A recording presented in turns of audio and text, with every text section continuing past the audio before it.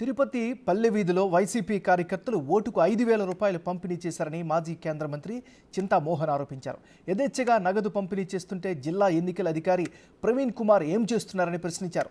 జగన్మోహన్ రెడ్డి అక్రమ సొత్తును పంచుతున్నారని చింతామోహన్ చెప్పారు.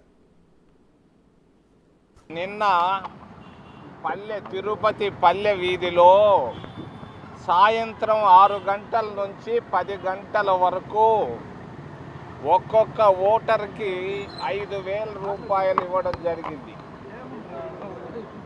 ఒక్కొక్క ఓటర్కి 5,000 రూపాయలు పల్లె వీధి తిరుపతిలో వైసీపీ పార్టీ అభ్యర్థి తరఫున ఇవ్వడం జరిగింది. నేను అడుగుతున్నాను,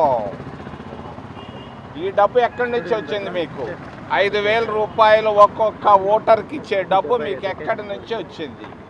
జగన్మోహన్ రెడ్డి పంపించాడా, లేకపోతే తిరుపతి మున్సిపాలిటీలో నుంచి వచ్చిందా, లేకపోతే పైన ఉన్నటువంటి కొండ నుంచి వచ్చిందా?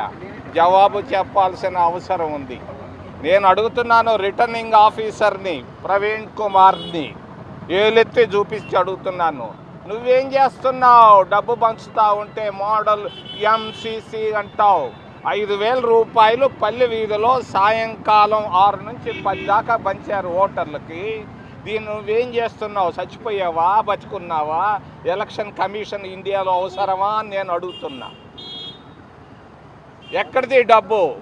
ఎవరిచ్చారు ఈ డబ్బు? జగన్మోహన్ రెడ్డి అవినీతితో సంపాదించిన డబ్బా, లేకుంటే తిరుపతి దేవస్థానంలో కాంట్రాక్టుల నుంచి వచ్చిన డబ్బా, లేకుంటే మున్సిపాలిటీలో అయ్యేందో వెంచర్లు వేశారు దాంట్లో నుంచి వచ్చిన డబ్బా?